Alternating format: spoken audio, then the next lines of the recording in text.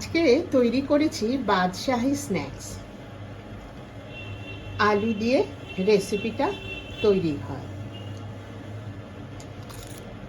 আওয়াজটা খুব সুন্দর, বেশি চাপ দিতে পারছি না।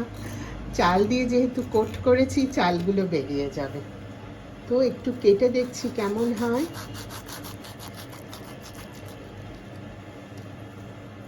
এই যে ভেতরটা খুব ক্রিস্পি হয়, খুব ভালো লাগে খেতে। একবার বানিয়ে খেলে অনেকবার খেতে হবে, অনেকবার বানাতে হবে। আলুর বাদশাহী স্ন্যাক্স। রুমির রান্নাঘরে আজ রান্না হবে আলুর বাদশাহী স্ন্যাক্স। ধনেপাতা, পেঁয়াজ কুচি, রসুন, আদা, এক টুকরো বিট আর গাজর, লঙ্কা, সব রকম মশলা যেমন ধনে গুঁড়ো, জিরে গুঁড়ো, চাট মশলা, গোলমরিচ, আর নিয়েছি গোবিন্দভোগ চাল। যারা যারা ভিডিও দেখছেন সবাইকে আমার অনেক অনেক শুভেচ্ছা আর ভালোবাসা। তাহলে আমি এই বাদশাহী স্ন্যাক্সটা শুরু করছি। আলু সেদ্ধটাকে প্রথমে স্ম্যাশ করে নেব। স্ম্যাশ করার আগে পরিমাণ মতন লবণ দেব, সামান্য একটু হলুদ গুঁড়ো দেব, আদাকে কুড়িয়ে রেখেছি, আদা কোড়ানো যতটা লাগবে, রসুন আর গোলমরিচকে নোড়া দিয়ে থেতো করে নিয়েছি, রসুন আর গোলমরিচ। আর দেব চাট মশলা, জিরে গুঁড়ো, ধনে গুঁড়ো। প্রথমে এই এতটা দিয়ে স্ম্যাশ করে নেব।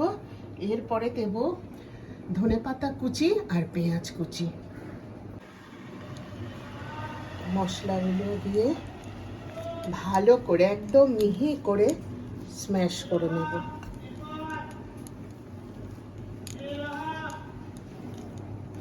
অল্প একটু স্ম্যাশ করব প্রথমে, তারপরে পেঁয়াজ কুচি আর ধনেপাতা কুচি দিয়ে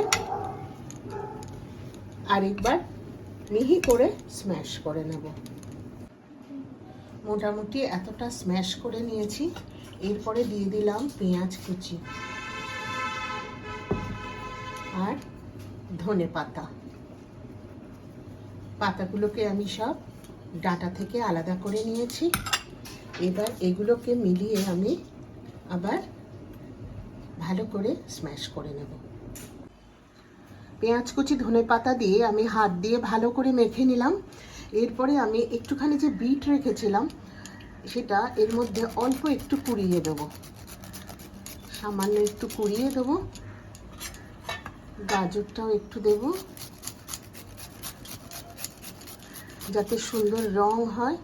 এই গুঁড়োগুলো পড়ছে, সুন্দর রং হবে। এরপরে দেব লঙ্কা কুচি। গাজর বিট কুড়িয়ে দেওয়ার পরে আমি এই লঙ্কাগুলো নিয়েছি, এইটা আমি কুচি কুচি করে দিলাম।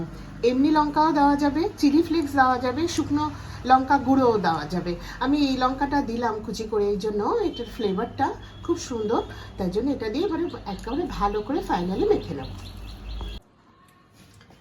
ভালো করে মেখে নেওয়ার পর বাইন্ডার হিসাবে আমি কর্নফ্লোর আর চাল গুঁড়ো মিশিয়ে নিয়েছি।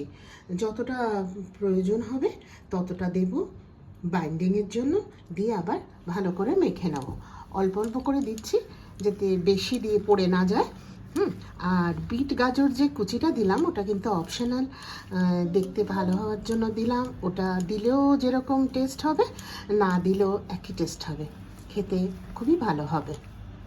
এটা চাল গুঁড়ো আর কর্নফ্লোর দিয়ে মেখে নেওয়ার পর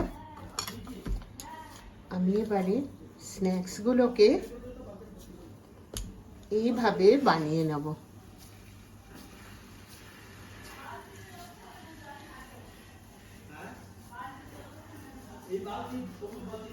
এইভাবে করে নিয়ে আমি যে চালটাকে জলে ধুয়ে জল ঝারিয়ে নিয়েছিলাম তার উপরে গড়িয়ে দেব। এইভাবে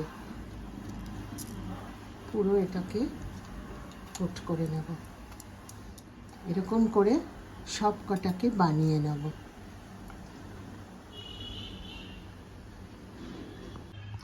কয়েকটা বাদশাহী স্ন্যাক্স বানিয়ে নিলাম। গোবিন্দভোগ চালের ওপরে যখন আমি কোট করলাম, তারপরে একটু এরকম করে করে দু হাতের সাহায্যে স্ন্যাক্সগুলোর গায়ের মধ্যে চালগুলো যাতে বসে যায়, সেজন্য এরকম করে চেপে দিতে হবে। গ্যাস অন করে কড়া বসিয়ে দিলাম। সাদা তেল দিলাম পরিমাণ মতন। তেলটা গরম হবে, হয়ে গেলে আমি স্ন্যাক্সগুলো আস্তে আস্তে তেলের মধ্যে দিয়ে ভেজে তুলে নেব। গ্যাসের ফ্লেম সিমে রেখেছি। তেলটা অল্প গরম হয়েছে। আমি এই স্ন্যাক্সগুলো আস্তে আস্তে ছেড়ে দেব।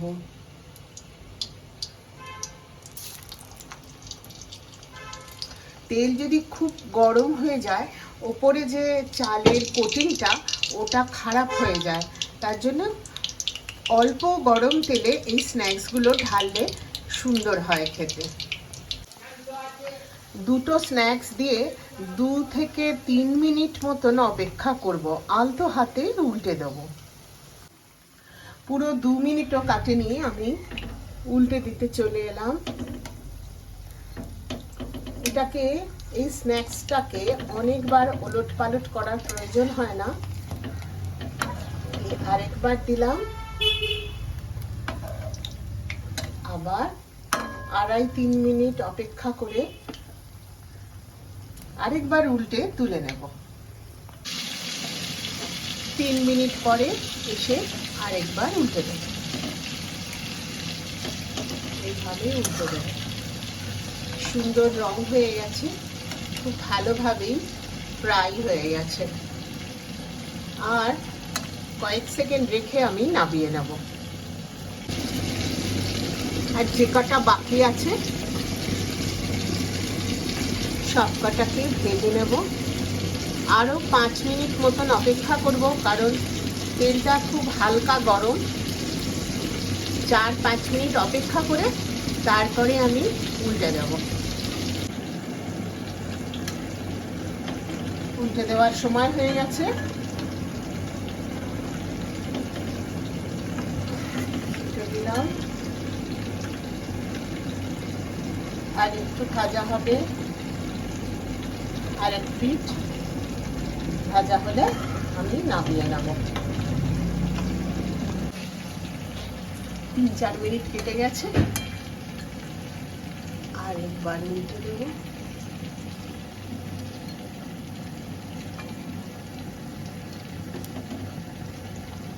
সুন্দর রং ধরে গেছে। আর একবার উল্টে আমি সব কটাকে নামিয়ে নেব।